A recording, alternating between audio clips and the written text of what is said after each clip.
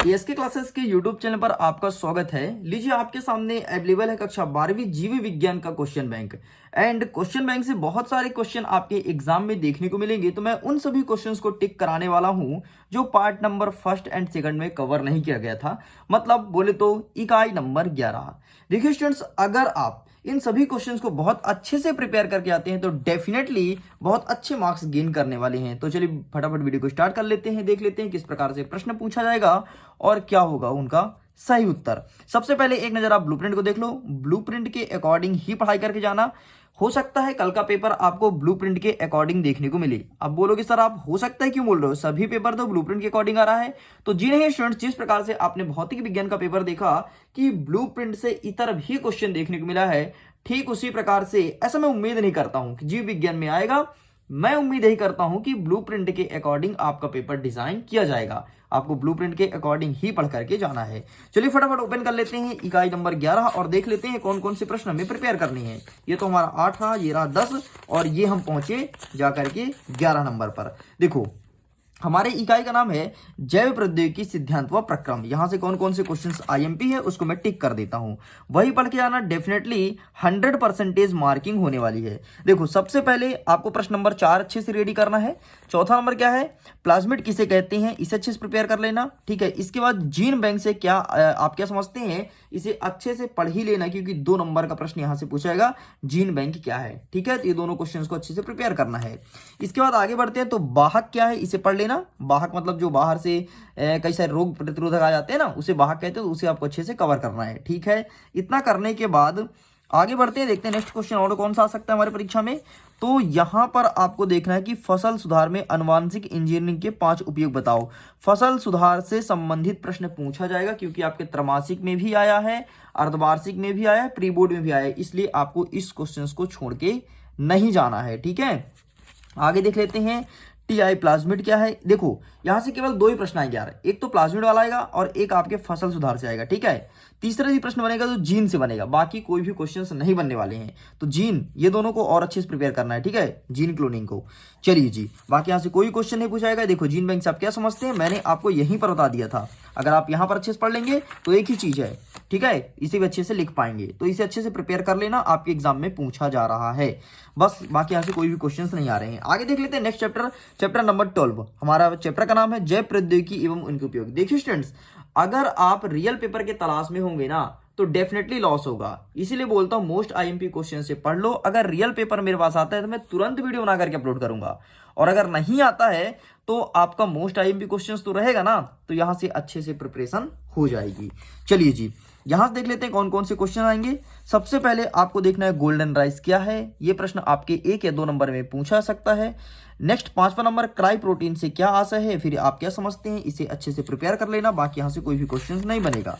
ठीक है, देखो बहुत क्वेश्चन पे टिक करा रहा हूं और ज्यादातर चांस है कि प्रश्न यहीं से देखने को मिलेगा। ठीक है, इंटरफेरॉन इसे अच्छे से कर लेना, 100% मार्किंग होने वाला है और 4 नंबर के प्रश्न बनेगा। ठीक है, इंटरफेरॉन इसे अच्छे से देख लीजिएगा, बाकी यहां से कोई भी क्वेश्चन नहीं बन रहा है।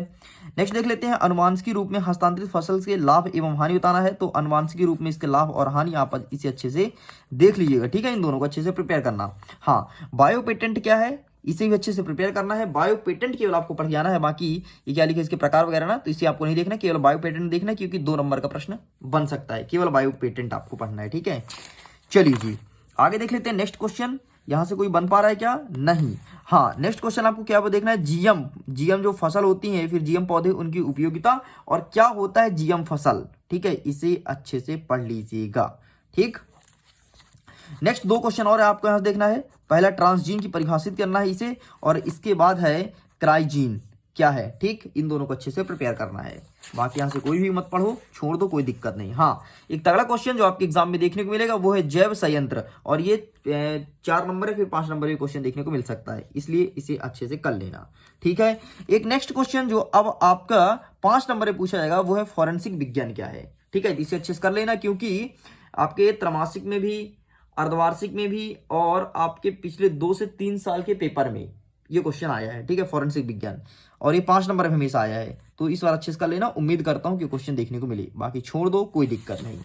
नेक्स्ट आपका 8वां नंबर इंटरफेरॉन, जैसे कि मैंने पहले टिक कराया तो सेम चीज है। ठीक है, अगेन आया तो अगेन मैं आपको बता दिया हूँ, बस यहाँ से इतना क्वेश्चन प्रिपेयर करना है। आगे देख लेते हैं अध्याय 13 जीव और समष्टियां। यहाँ से कौन कौन से क्वेश्चन प्रिपेयर करना है। सबसे पहले समष्टि की 3 विशेषताएं, इसे अच्छे से कर लेना, ठीक है। समष्टि और समुदाय में अंतर, इन दोनों को अच्छे से पढ़ लेना, 3 नंबर का पूछा जाएगा, ठीक। बाकी कोई भी क्वेश्चन नहीं बनेगा। जनसंख्या नियंत्रण के 3 सुझाव, ठीक है। जनसंख्या बढ़ने का कारण क्या होता है, ध्यान सुन लो। दूसरा, जनसंख्या नियंत्रण के सुझाव, ये दोनों चीज आपको बताना है, ठीक। नेक्स्ट, जन्म दर, मृत्यु दर और लिंग अनुपात को स्पष्ट कीजिए। देखो ये क्वेश्चन ज्यादा इंपॉर्टेंट हो जाता है, क्यों, क्योंकि हाल ही में जनगणना की जा रही है भारत सरकार द्वारा, इसलिए बहुत ही महत्वपूर्ण है, आपको अच्छे से पढ़ करके जाना है, ठीक है। बाकी यहां से कोई भी प्रश्न नहीं बन रहा है, इन्हें चाहो तो स्किप कर सकते हो। नेक्स्ट देख लेते हैं प्रश्न नंबर 4, ये आपका पेज नंबर 79 है। यदि आपके पास क्वेश्चन बैंक है तो ओपन कर लो। इसमें है परजीविता एवं सहजीविता, तो परजीविता और सहजीविता को अच्छे से प्रिपेयर करना है, ठीक है, बाकी छोड़ दो। आगे देख लेते हैं नेक्स्ट अध्याय 14 परितंत्र। परितंत्र से कौन कौन से प्रश्न बनेंगे, 3 नंबर का आएगा यहाँ से, ठीक है। सबसे पहले परितंत्र के घटक कौन कौन से हैं, तो ये दोनों आपको पढ़ना है, अजैविक और जैविक को, ठीक है। अपर्दन किसे कहते हैं, दूसरा नंबर ये है, तो अपर्दन को अच्छे से पढ़ लेना, ठीक। ये क्वेश्चंस नए प्रकार के बन सकते हैं, इसलिए नया बनेगा क्योंकि वैसे तो ये क्वेश्चंस जियोग्राफी का है, लेकिन इस बार क्या हो रहा है कि नए तरीके से डिजाइन करते हैं, तो जियोग्राफी के और आपके केमिस्ट्री के 1-2 क्वेश्चन डाले थे ना उसमें आपके भौतिकी में, जो कि कभी नहीं पूछता, हमेशा केमिस्ट्री पूछता है, अरे वो वाला समहारिक और समस्थानिक, ठीक। तो भौतिकी में डाल दिया इस बार, इसलिए बोल रहा हूँ ये जियोग्राफी का वैसे तो है, लेकिन आपको करना है क्योंकि आपकी बुक में दिया है और नए पैटर्न के आधार पर इन क्वेश्चन को पूछा जा सकता है। चलिए जी आगे देख लेते हैं। नेक्स्ट, उपभोक्ता और उत्पादक और उपभोक्ता, इसे अच्छे से पढ़ लेना, ठीक है। खाद्य श्रृंखला, खाद्य जाल, देखो यहाँ से ना अच्छे से प्रिपेयर कर लेना, क्योंकि डेफिनेटली यहाँ से क्वेश्चन देखने को मिलेगा जिस प्रकार से वो पैटर्न चेंज कर रहे हैं, तो ठीक। आगे देख लेते हैं नाइट्रोजन चक्र, तो इस पेज को पूरा पूरा जितने भी क्वेश्चन है सभी को पढ़ लेना, ज्यादा क्वेश्चन नहीं है यार, 4 से 5 क्वेश्चन को टिक करा रहा हूँ और डेफिनेटली यहीं से आएगा, बाकी तो आपके ऊपर है, आपको करना है नहीं करना है। बाकी आप समझदार हो, भौतिकी का पेपर देख ही लिए हो, तो बस अब समझ जाओ क्या ही बोलूं। आगे देख लेते हैं प्रश्न नंबर 2, अपघटन किसे कहते हैं। और जैसे मेरे पास क्वेश्चन पेपर आता है तुरंत अपलोड कर दूंगा, लेकिन अभी तो पढ़ के जाओ ना, अभी कंफर्म नहीं पेपर आ भी रहा नहीं आ रहा, तो चले पेपर के भरोसे बैठे हो, पेपर भी नहीं मिला, ठीक है। नेक्स्ट क्या है, परिस्थितिक पिरामिड। पिरामिड आप देख लेना भाई साहब, पिरामिड से क्वेश्चन पूछा जाएगा और 1 नंबर का पूछा जाएगा, ठीक है। कि सीधा शंकु का पिरामिड किसका होता है, ऐसा क्वेश्चन रहेगा। घास का पिरामिड कैसा होता है, सीधा होता है, उल्टा होता है, या फिर तिरछा होता है, टेढ़ा होता है, तो फिर आपको बताना पड़ेगा कि घास का जो मैदान होता है उसका सीधा होता है, वृक्ष परितंत्र का उल्टा होता है, इसी आपको बताना पड़ेगा, इसलिए यहाँ से क्वेश्चंस पूछे जाएंगे, अच्छे से आपको करना है, ठीक। बाकी छोड़ दो, कोई दिक्कत नहीं।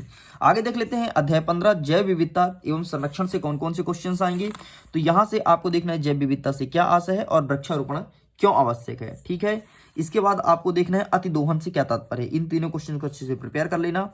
नेक्स्ट आपसे 2 नंबर में पूछा जा सकता है कि 2 नंबर में 3 नंबर में कि मध्य प्रदेश के किन्हीं 2 राष्ट्रीय उद्यान और 2 अभयारण्यों का नाम लिखो। तो हमारे मध्य प्रदेश में तो वैसे 11 राष्ट्रीय उद्यान है, जैसे कान्हा किसली हो गया आपके मंडला में है, बांधवगढ़ आपके उमरिया में है, कटनी भी नहीं है उमरिया पे, ठीक है, उमरिया आपको लगाना है।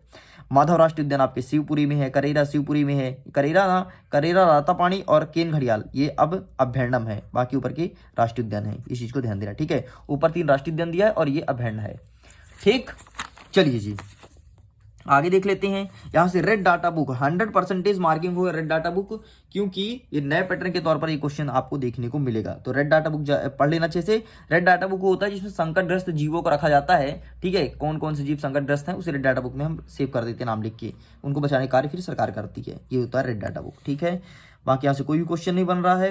अभ्यारण्य वगैरह तो तुम एक नज़र देख ही लोगे क्योंकि बहुत ही सरल है, ठीक है। और सामाजिक बानकीय से क्या तात्पर्य है, प्लीज अच्छे से देख लेना, 2 नंबर से क्वेश्चन यहाँ से आने वाला है, 2 और 3 नंबर का, ठीक। नेक्स्ट देख लेते हैं 17वां नंबर जैव विविधता कितने प्रकार का होता है, इसे एक नजर केवल आपको देख के जाना है, ठीक है। इसका आंसर यहाँ पे लिखा है गया कि प्रजाति विविधता और परितंत्र, बस यही आपको अच्छे से पढ़ना है। चलिए जी आगे देख लेते हैं। नेक्स्ट क्वेश्चन आपका क्या रहेगा, नेक्स्ट क्वेश्चन जैव विविधता संरक्षण कैसे किया जा सकता है, जैव विविधता को हम किस प्रकार से बचाएंगे मेगा बायोडाइवर्सिटी, वहां से आपको पढ़ करके जाना है, तो ये आपका क्वेश्चन रहा, ठीक है। चलिए आगे बढ़ते हैं। यहाँ से और कोई क्वेश्चंस बन पाएगा क्या, तो उम्मीद नहीं है, बस जितने क्वेश्चंस नए तौर पर क्रिएट होते हैं वो मैं आपको बता दिया हूँ। नेक्स्ट आपको देखना है सामाजिक बानकी के 5 उद्देश्य, 100% मार्किंग होने की संभावना है, इसलिए प्लीज अच्छे से कर लीजिएगा। इस प्रकार से पूरा कंप्लीट हो गया। मैं उम्मीद करता हूँ ये वीडियो आपको पसंद आया होगा। वीडियो पसंद आए तो वीडियो को लाइक कीजिए, अपने दोस्तों के साथ शेयर कीजिए, और अगर आप एएस की क्लासेस में पहली बार चैनल को सब्सक्राइब जरूर कीजिएगा। जैसे मेरे पास क्वेश्चन पेपर आता है, फिर कोई ऐसा क्वेश्चन पेपर जो मुझे रियल लगता है, मैं तुरंत वीडियो बना करके आपके सामने प्रेजेंट करूंगा। फटाफट देखना और अपने दोस्तों के साथ शेयर भी जरूर करना। ओके स्टूडेंट्स, मैं वीडियो को एंड करता हूं। आपके एग्जाम के लिए ऑल द बेस्ट।